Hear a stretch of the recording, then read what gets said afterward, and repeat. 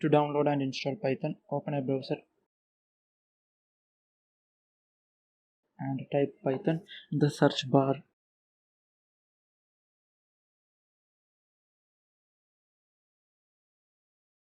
Click on the link which has the URL www.python.org.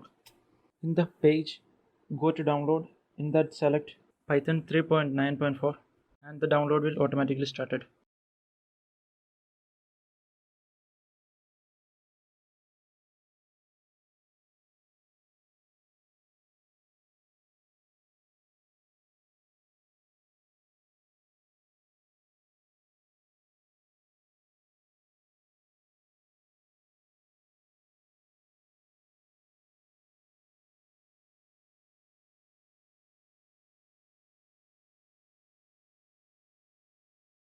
After the download completed, double click on it. Here I am choosing custom install. If you don't want anything of this, just untick it. Then click on next. In that, I am adding Python to environmental variable. I am checking this box. Then click on install. It will take time according to your machine.